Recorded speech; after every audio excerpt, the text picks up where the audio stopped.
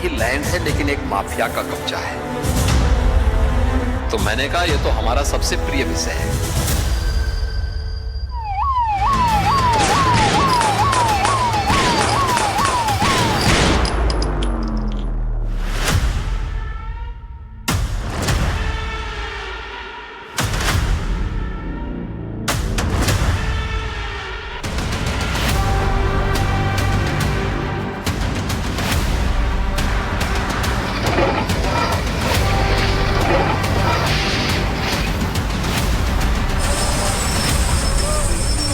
नमस्कार, मैं हूं सुजाता कुकरेती। उत्तर प्रदेश हिंदुस्तान का वो सूबा जहां किसी जमाने में कानून की धमक से ज्यादा असर गोलियों की आवाज का था। उत्तर प्रदेश के शहर शहर डर का साया था और माफिया का नाम ही कानून कहलाता था।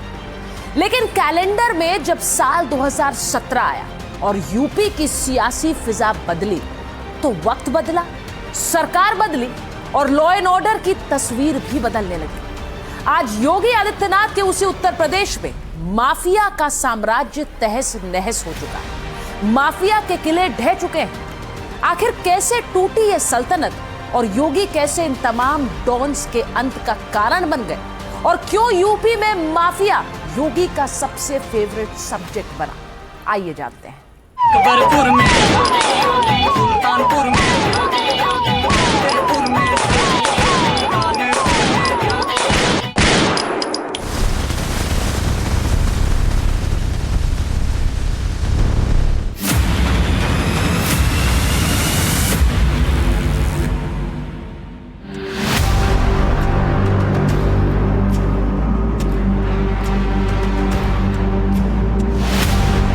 उत्तर प्रदेश हिंदुस्तान का वो सूबा जिसने एक पूरा दौर ऐसा भी देखा जहां हर जिले में एक माफिया का राज था।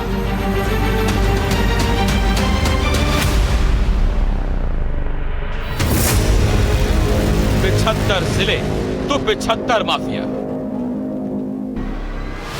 ये वो दौर था जब यूपी के कई जिलों की पहचान उनके इतिहास या विरासत से नहीं थी, बल्कि इन जिलों में एक्टिव माफिया के नाम से होती थी। इन जिलों के बॉर्डर प्रशासन तय नहीं करता था, बल्कि माफिया तय करते थे। किस जिले के कितने इलाके तक किसके गैंग का कब्जा होगा, ये वो तय करता था जिसका इलाके में सिक्का चलता था। पूर्वांचल, अवध, पश्चिमी उत्तर प्रदेश, बुंदेलखंड, रोहेलखंड, इन्हीं 5 इलाकों के इर्द गिर्द पूरा उत्तर प्रदेश सिमटा है। इन्हीं 5 नामों के बीच पूरे 75 जिले भी आते हैं और यूपी के इन्हीं 5 इलाकों में फैला माफिया नेटवर्क पूर्वांचल, अवध, पश्चिमी उत्तर प्रदेश, बुंदेलखंड, रुहेलखंड, इन तमाम इलाकों में सबसे ज्यादा बदनाम था पूर्वांचल और पश्चिमी उत्तर प्रदेश, जिसमें खास तौर से पूर्वांचल में तो एक के बाद एक कई दशकों तक कुछ चुनिंदा नाम इतने कुख्यात रहे कि उनके ऊपर हाथ डालने से पहले प्रशासन को भी अपनी तैयारियों को पुख्ता करना पड़ता था। जहां माफिया राज ही ये तय करता था सत्ता में कौन बैठेगा, मुख्यमंत्री की कुर्सी के कितना करीब जाना होगा और मुख्यमंत्री से कितने गहरे ताल्लुक रखने होंगे। वाराणसी, गोरखपुर, आजमगढ़, मऊ, गाजीपुर और प्रयागराज, यूपी के इन 6 जिलों में जो माफिया थे उनके नामों पर कई फिल्में बनी, कई वेब सीरीज भी बनी, और तो और पाकिस्तान से लेकर नेपाल और दुबई तक इनका जिक्र होना आम बात थी। इसके पीछे ना तो इनका चेहरा था, ना तो इनका आतंक था, बल्कि इसके पीछे की वजह थी वो नेटवर्क जो इन्हें लोकल से इंटरनेशनल माफिया बनाने के लिए काफी था। हालांकि कब इन माफिया के दिमाग में बाहुबली बनने का फितूर सवार हुआ, इसका कोई सटीक लेखा जोखा तो कानून की फाइलों में दर्ज नहीं है, लेकिन इतना जरूर दर्ज है कि इन्होंने बाहुबली बनने से पहले और बाद में कैसे अपने नाम का सिक्का चलाया। हमारी इस पूरी कहानी में पहला चैप्टर है अतीक अहमद, जो मामूली तांगे वाले से कैसे पूरे उत्तर प्रदेश का सबसे खौफनाक कुख्यात और दुर्दांत बन गया। वैसे तो प्रयागराज का अतीक अहमद जो एक मामूली गुंडा या बदमाश नहीं कहलाया, बल्कि खुद एक पूरा नेटवर्क का पर्याय बन चुका था। प्रयागराज के कसारी मसारी इलाके से अतीक अहमद एक ऐसा नेटवर्क ऑपरेट करता था जिसमें राजनीति, ठेकेदारी, रंगदारी और डर सब एक साथ चलते थे। उत्तर प्रदेश ने अतीक अहमद का वो दौर भी देखा है जब उसके काफिले का सीधा मतलब सिर्फ सड़क पर गाड़ियों की लंबी कतारें नहीं, बल्कि उस ताकत का प्रदर्शन था जो कानून को भी चुनौती देने के लिए काफी था। उस दौर में अतीक अहमद पर दर्ज सैकड़ों मुकदमे सिर्फ आंकड़े नहीं थे, बल्कि वो उस दौर की कहानी थे जिसमें अपराध और सत्ता एक दूसरे के पूरक बन गए थे। लेकिन जब कैलेंडर में साल 2017 आया तो इसी उत्तर प्रदेश की आवाम ने विधानसभा चुनाव में एक ऐसे चेहरे पर भरोसा जताया जिसने उत्तर प्रदेश के लॉ एंड ऑर्डर का हकूक कायम करने के लिए पूरा जोर लगा दिया।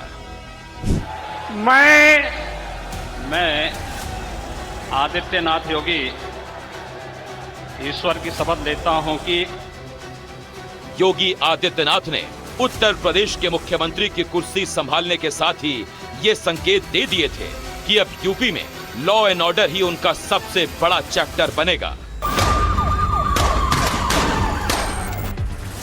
2017 के बाद अतीक अहमद जैसे तमाम बाहुबली उर्फ माफिया को यह अंदेशा भी हो गया था कि अब उनका बचना मुश्किल ही नहीं है बल्कि नामुमकिन है, क्योंकि योगी आदित्यनाथ ने माफिया के नेटवर्क को निशाना बनाया। सीएम योगी ने इस नेटवर्क को ध्वस्त करने के लिए मल्टी लेयर एक्शन प्लान के तहत काम शुरू किया, जिसमें खास तौर से एक एक कर माफिया की संपत्तियों को चिन्हित किया गया। माफिया के गुर्गों पर गैंगस्टर एक्ट के तहत कार्रवाई शुरू की गई और इस पूरे नेटवर्क के आर्थिक साम्राज्य पर चोट शुरू की गई और ये संदेश दिया गया कि अब यूपी में किसी माफिया राज नहीं बल्कि कानून का राज चलेगा। 2017 के पहले अतीक अहमद और मुख्तार अंसारी भय, आतंक, जबरन धन वसूलना, ठेके पर हत्या करना, लोगों की संपत्तियों पर कब्जा करना इनके पर्याय थे। यह सुखद अवसर तब आया जब 2017 में योगी आदित्यनाथ जी ने उत्तर प्रदेश की कमान संभाली और इनके पूरे साम्राज्य का पटाक्षेप होने लगा। लोग भूले नहीं हैं वो दुर्दिन जब नंद किशोर रुंगटा की हत्या मुख्तार अंसारी ने कराई। कृष्णानंद राय की जिस तरीके से वीभत्स हत्या की गई, लोग आज भी याद करके थर्रा जाते हैं। यही अतीक अहमद की कि अगर किसी पुलिसकर्मी ने दुस्साहस किया तो उसकी खाल उतार करके लोथड़ा चौराहे पे फेंक देना, जमीनों पे तो ऐसे कब्जा करना जैसे उनकी बपौती हो। संतोष का विषय है कि योगी आदित्यनाथ जी ने इन बाहुबलियों की जमीन कुर्क करके सरकार को कब्जे में लेकर के वहां पर गरीबों के लिए और दुर्बल आय वर्ग के लोगों के लिए मकान बनवा करके एक पारदर्शी तरीके से उनको आवंटित किया। इनको गिरोह को नोस्तनाबूद किया, इनकी चल अचल संपत्ति कुर्क की और ये बताया जाता है कि लगभग 1400 करोड़ की संपत्ति सरकार ने बरामद की। सीएम योगी ने जो एक्शन प्लान लागू किया उसे फुल प्रूफ बनाने में योगी ने पुलिस महकमे की सर्जरी भी की, जिसके बाद अतीक अहमद की संपत्तियों को सीज करने का काम शुरू हुआ।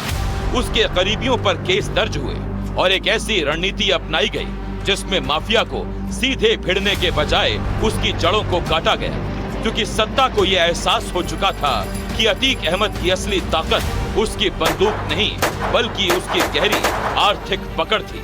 इस दौरान अतीक अहमद जेल की 4 दीवारों के पीछे था, लेकिन ग्राउंड पर उसका नेटवर्क फुल एक्टिव था।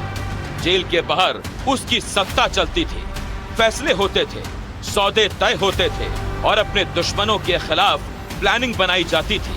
ऐसा कहा जाता था कि अतीक का कमांड सेंटर सिर्फ लोहे की सलाखों तक सीमित नहीं था, बल्कि उसके लोग, उसका गैंग और उसका खौफ ही उसका असली नेटवर्क था, जो हर गली, हर ठेके और हर टेंडर तक फैला हुआ था। लेकिन 2017 के बाद इस अदृश्य नेटवर्क पर सबसे बड़ा वार हुआ। पहली बार सिर्फ अतीक को नहीं बल्कि उसके पूरे इकोसिस्टम को निशाने पर लिया गया। उसके करीबियों पर केस दर्ज हुए, शूटर और सपोर्ट सिस्टम को पकड़ा गया, फाइनेंशियल चैनल्स को ट्रैक किया गया और एक एक कर उस जाल को काटा गया जिसने उसे इतने सालों तक ताकत दी थी।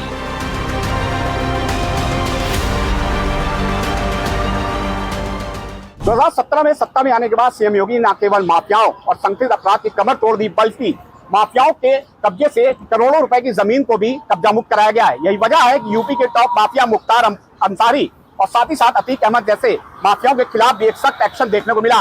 और आपको बता दें कि अब तक करोड़ों रुपए की बेनामी संपत्ति को जो है कुर्क किया गया है। और यही वजह है कि लगातार 2017 से 2026 की अगर बात करें तो एक ऐसा सख्त एक्शन देखने को मिला है जिसने सरकार में माफियाओं और कुख्यात अपराधियों के खिलाफ कठोर कार्रवाई भी की है।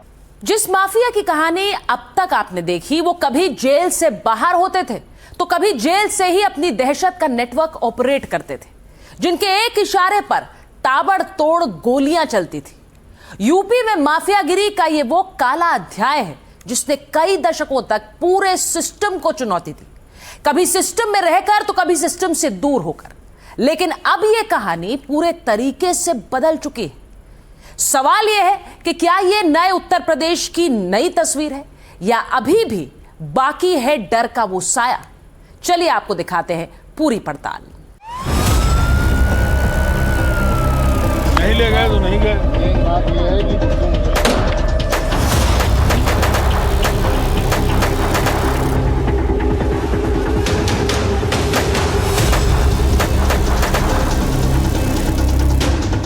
हालांकि सीएम योगी भी अतीक और उसके पूरे नेटवर्क के पीछे लग चुके थे।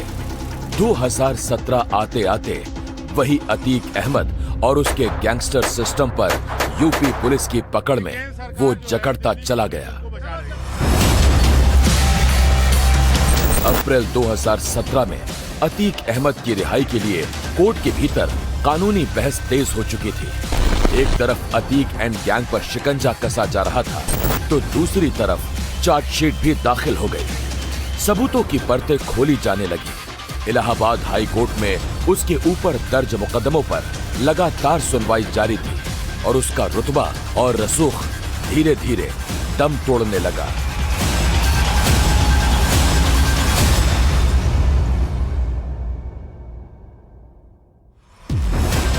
जब जब अतीक अहमद ने कानूनी दांव पेंच के जरिए राहत की कोशिश की तो उसे हर बार कोर्ट से झटका लगने लगा, क्योंकि इस बार हालात बदल चुके थे और अतीक का ये भ्रम भी टूटने लगा था कि उसे कोई हाथ नहीं लगा सकता, उसे कोई रोक नहीं सकता। और देखते ही देखते अतीक का गुमान टूट गया और जेल के भीतर बैठा अतीक अब सिर्फ एक नाम नहीं था बल्कि एक केस की फाइल बन चुका था, जिसकी हर तारीख, हर सुनवाई के साथ उसके ऊपर कानून की गिरफ्त और कसी जाने लगी। हम सबको उस लैंड जिहाद से जुड़े हुए लोगों को पड़ेगा जो भगवान राम ने आखिर खर दूषण क्या कर रहे थे, मारीच और सुबाहु क्या कर रहे थे, वे भी सब यहां लैंड जिहाद के ही अभियान के साथ जुड़े हुए थे। जबरन कब्जा कर लेना, जबरन किसी भी जमीन को खाली देखा उसमें अपना तंबू गाड़ दिया, ये सब बंद हो जाना चाहिए। भारत की धरती उन आक्रांताओं के लिए जिनकी भारत के प्रति आस्था नहीं है, जो भारत के प्रति निष्ठा नहीं रखते, भारत के संस्कारों का सम्मान नहीं कर सकते, बहुत अच्छा, बहुत उन लोगों के लिए भारत की धरती धर्मशाला नहीं हो सकती है। एक तरफ योगी का एक्शन था तो दूसरी तरफ कानूनी शिकंजा जो अतीक एंड कंपनी पर लगातार और प्रभावी हो रहा था। तो वहीं पंजाब की रोपड़ जेल में कैद मुख्तार अंसारी ये दुआ कर रहा था कि उसे यूपी ना जाना पड़े। मुख्तार अंसारी जिसके खिलाफ यूपी में दर्जनों मुकदमे दर्ज थे, लेकिन जो 2019 से वो पंजाब की जेल में बैठा था और यहीं से शुरू हुई कानून और सिस्टम के बीच सबसे बड़ी रस्साकशी।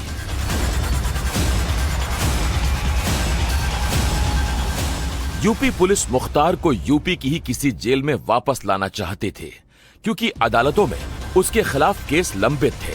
लेकिन हर बार एक नई दलील सामने आती थी। कभी कहा गया मुख्तार बीमार है, कभी कहा गया कि मुख्तार अंसारी को यूपी ले गए तो जान का खतरा है, और इसी वजह से पंजाब सरकार और यूपी सरकार के बीच एक तरह से कानूनी संघर्ष खड़ा हो गया था।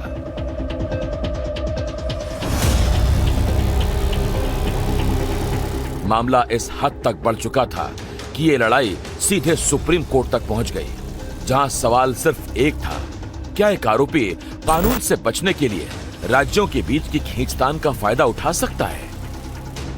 6 अप्रैल 2021 की वो शाम जब रोपड़ जेल के बाहर एक अलग ही हलचल दिखाई दे रही थी। यूपी पुलिस का काफिला भारी सुरक्षा के बीच जेल के बाहर तैनात था। हर एंट्री पॉइंट पर बैरिकेड लगे हुए थे, हर मूवमेंट पर निगरानी चल रही थी। और फिर वो प्रक्रिया शुरू हुई जो सिर्फ कागजों की नहीं थी, बल्कि सिस्टम के हक की पुष्टि थी। मेडिकल जांच और कानूनी औपचारिकताओं के बाद पंजाब पुलिस ने मुख्तार अंसारी की कस्टडी यूपी पुलिस को सौंप दी, और 7 अप्रैल 2021 की वो तारीख आई जब मुख्तार को भी यूपी के बॉर्डर में खींच कर लाया गया। ये सिर्फ एक मुजरिम को एक जेल से दूसरी जेल लाने की कहानी नहीं थी, ये उस नाम को झुकाने की कहानी थी जिसने सालों तक कानून को चुनौती दी थी। ये कहानी है उस मुख्तार अंसारी की जिसने सत्ता, सिस्टम, सबको अपने जूतों की नोक पर रखने का गुमान पाल रखा था। एक तरफ मुख्तार अंसारी यूपी की बांदा जेल पहुंच चुका था, तो वहीं दूसरी तरफ अतीक अहमद गुजरात के साबरमती जेल में बंद था, और उसे भी यूपी लाने की तैयारी शुरू हो गई थी। लेकिन 24 फरवरी 2023 को प्रयागराज में हुए उमेश पाल हत्याकांड ने अतीक के अंत का काउंटडाउन शुरू कर दिया।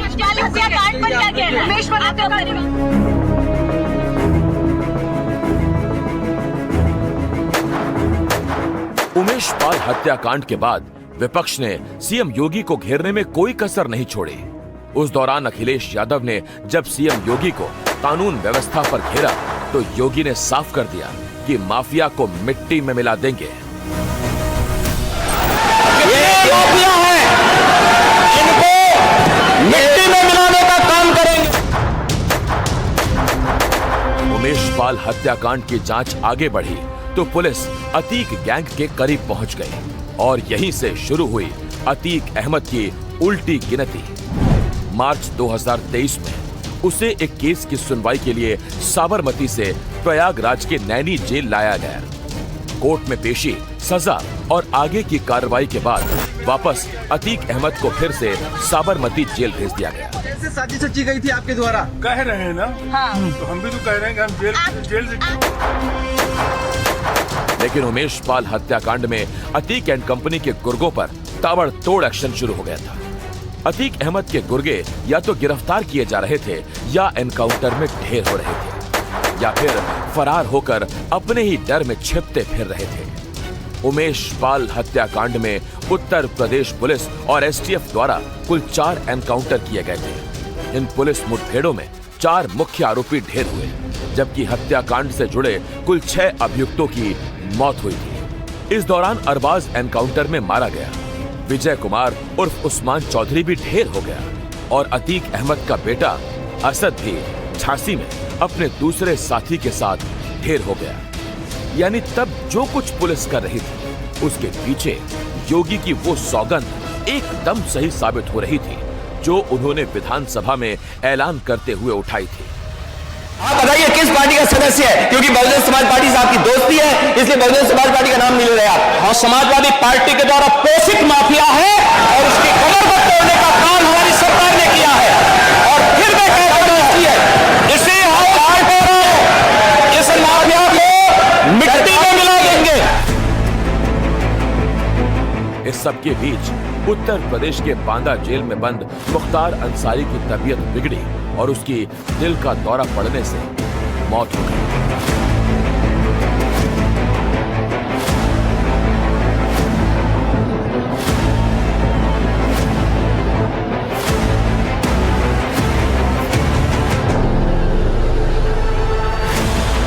मुख्तार की मौत की खबर जब अतीक अहमद को लगी तो वो अंदर तक हिल गया और उसे भी अपना अंत नजदीक नजर आने लगा, क्योंकि उमेश पाल हत्याकांड का हिसाब अभी बाकी था।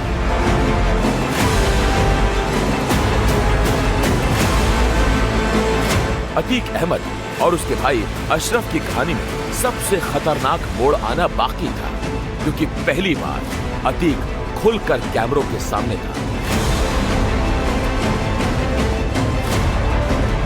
अपने डर की बात कर रहा था। ये वो शख्स था जिसके नाम से लोग अपना रास्ता बदल लेते थे। अब वो खुद बार बार डरा और सहमा नजर आ रहा था।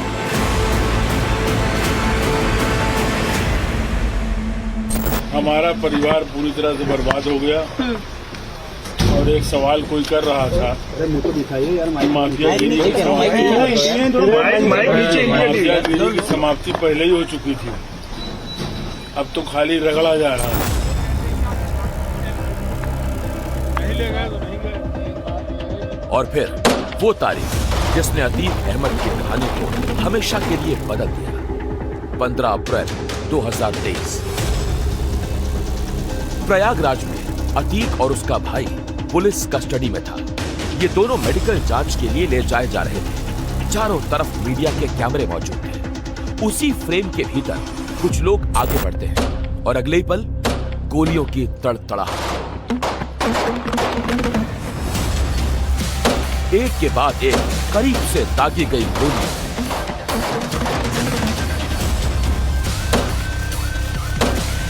अतीक अहमद जो कभी अपने इशारों पर दुनिया चलाता था, वो उसी पल जमीन पर गिर चुका था। उसका भाई अशरफ भी उसी हमले में मारा गया। ये सिर्फ एक माफिया का अंत नहीं था, ये उस खौफनाक दौर का अंत था जहां कानून से ज्यादा अतीक अहमद का नाम चलता था। 15 अप्रैल 2023 की उस रात सिर्फ 2 माफिया ढेर नहीं हुए थे, बल्कि खौफ का एक पूरा साम्राज्य हमेशा के लिए खत्म हो गया था। उत्तर प्रदेश में सुनियोजित अपराध यानी ऑर्गेनाइज्ड क्राइम ये पूरी तरीके से समाप्त है। व्यक्तिगत रंजिश में, खेत के झगड़े में, डांड-मेड़ के झगड़े में कहीं अपराध हो जाए वो एक अलग विषय है, लेकिन उत्तर प्रदेश में न तो कोई पेशेवर अपराधी और न ही कोई पेशेवर गैंग सक्रिय है। ये माननीय योगी जी की इच्छा शक्ति और उनके कुशल प्रशासनिक क्षमता का फल है। ऐसे दर्जनों नाम हैं जिन्हें सुनते ही खौफ पसर जाता था। किसी जमाने में इन कुख्यात चेहरों के खौफ से सड़कें वीरान हो जाती थी। कानून दूर खड़ा सब देखता रहता था। यूपी में माफिया की वो दुनिया जहां सत्ता थी ही नहीं, सत्ता चुप थी। लेकिन अब वही नाम फाइलों में सिमट चुके हैं। कई बड़े चेहरे ढेर हो चुके हैं तो कई जेल की सलाखों के पीछे नजर आ रहे हैं। कैसे खत्म हुआ ये माफिया राज? क्या सचमुच बदल गया है यूपी? आइए देखते हैं।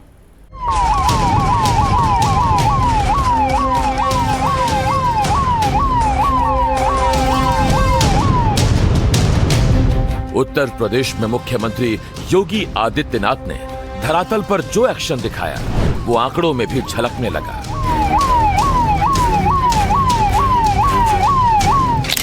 योगी सरकार के पहले 5 साल सिर्फ दावों की राजनीति नहीं बल्कि सख्त कार्रवाई का दौर कहा जाने लगा।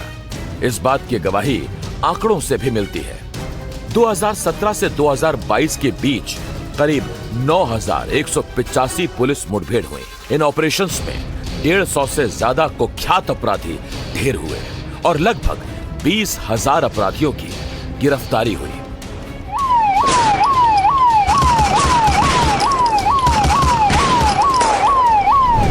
ये सिर्फ आंकड़े नहीं बल्कि उस रणनीति का असर है जिनमें अपराध को सीधे चुनौती दी गई, जहां पुलिस को सिर्फ केस दर्ज करने तक सीमित नहीं रखा गया बल्कि उसे एक्शन मोड में लाया गया। योगी की कार्यशैली की सबसे बड़ी पहचान बनी अपराध के खिलाफ जीरो टॉलरेंस। एक ऐसा संदेश जो सिर्फ भाषण तक सीमित नहीं रहा बल्कि जमीन पर भी दिखा।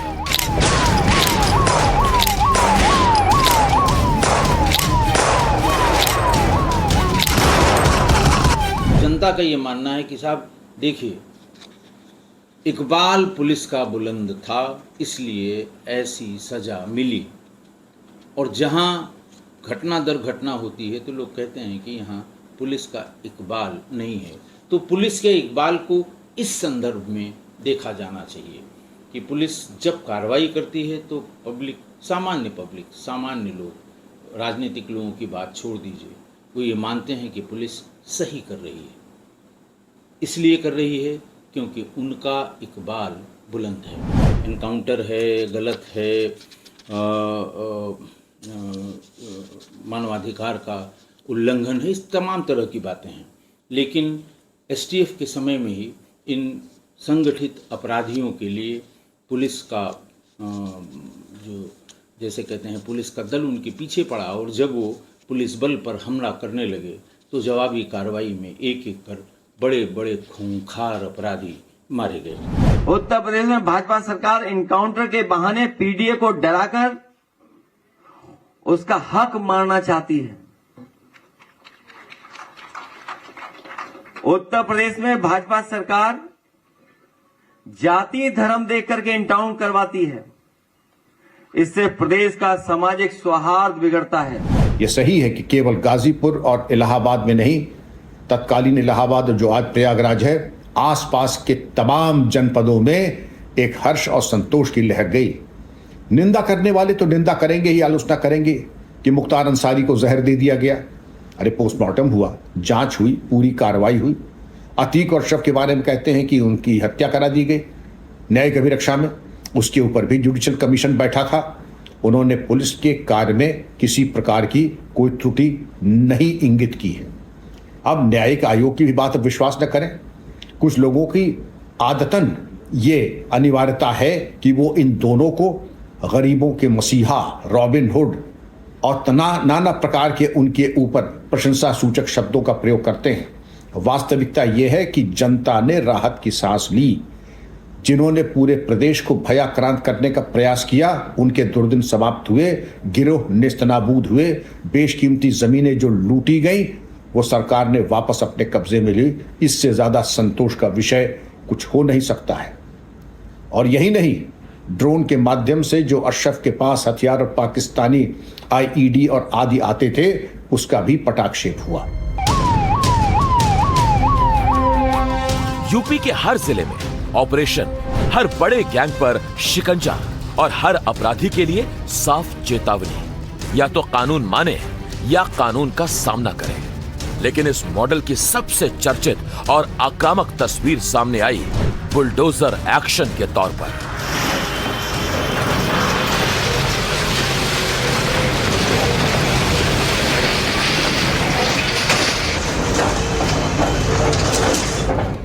जहां माफिया की सिर्फ गिरफ्तारी ही नहीं, बल्कि उनकी अवैध संपत्तियों पर सीधा वार किया गया।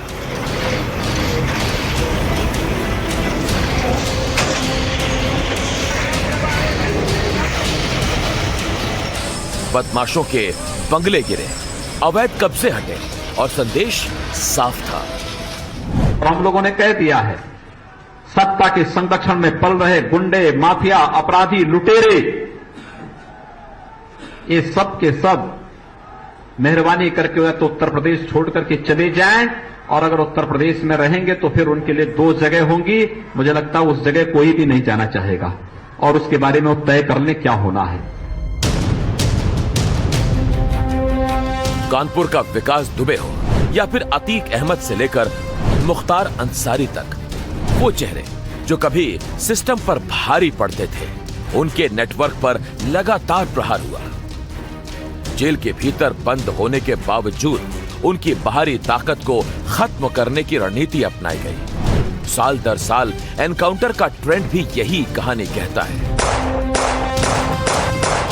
एनसीआरबी के आंकड़े हैं वो उनके इस दावे को सपोर्ट नहीं करेंगे, क्योंकि एनसीआरबी के आंकड़े कुछ दूसरी कहानी कहते हैं। पर इतना सच है कि उत्तर प्रदेश में संगठित अपराध पूरी तरह खत्म हो गया है। सरकार के दावे, चुनौतियां और तैयारियों के बीच में अगर दूसरे पॉलिटिकल पार्टियों को देखा जाए तो भारतीय जनता पार्टी और योगी आदित्यनाथ बहुत आगे नजर आते हैं। ये वही यूपी है जहां पहले माफिया का राज था। आज वही यूपी खुद को कानून का राज कहने की स्थिति में है। हालांकि आलोचनाएं भी हुई, एनकाउंटर पर सवाल उठे, बुलडोजर कार्रवाई पर बहस हुई, लेकिन योगी सरकार की ओर से हर बार यही जवाब आया, कानून के दायरे में रहकर सख्त कार्रवाई। बुंदेलखंड भी जो पहले पहचान के लिए मोहताज था, समाजवादी पार्टी की सरकार में हर जनपद में यहां एक एक माफिया खड़े कर दिए गए थे। ये माफिया गरीबों की जमीनों पर कब्जा करते थे, अवैध खनन करते थे, व्यापारी और बेटी दोनों के लिए संकट खड़ा करते थे, पुलिस पर हमला करते थे। छवि खराब होती थी बुंदेलखंड की, छवि खराब होती थी हमीरपुर की।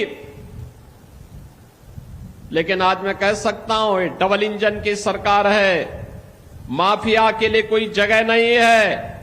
माफिया या तो जेल के अंदर है या मिट्टी में मिल गए हैं। अब बुंदेलखंड विकास की प्रक्रिया के साथ तेजी के साथ आगे बढ़ चुका है। अब बेटी की सुरक्षा में कोई सेंध नहीं लगा सकता है, अब बेटी की सुरक्षा में कोई सेंध लगाने का दुस्साहस नहीं कर सकता है, और जो करेगा तो फिर यमराज के घर भी जाएगा। आज की तस्वीर देखें तो यह साफ दिखता है कि योगी की कार्यशैली सिर्फ प्रशासनिक नहीं बल्कि एक स्पष्ट पॉलिसी है, जहां अपराध के खिलाफ जीरो टॉलरेंस की नीति जारी है। योगी की गलती हो गई, आगे से गलती नहीं होने की। योगी की गलती हो गई, आगे से गलती। यूपी में 2017 में योगी की सरकार बनी और तभी से अपराधियों के बुरे दिन शुरू हो गए। कई बड़े बदमाश एनकाउंटर में मारे गए, जबकि कई बदमाशों का हाफ एनकाउंटर हुआ। इन बदमाशों ने जराइम की दुनिया से जो काली कमाई की थी, उस पर भी योगी का बुलडोजर एक्शन लगातार जारी है। बदमाशों में खौफ है और जनता बेखौफ नजर आ रही है। यानी योगी के आने के बाद कई ऐसे बदमाश हैं कि जिनको प्रदेश छोड़ना पड़ गया। माफिया का खेल वाकई खत्म हुआ कि नहीं, इस पर अंतिम मोहर न सत्ता लगाएगी न पुलिस, बल्कि वो मोहर जनता लगाएगी।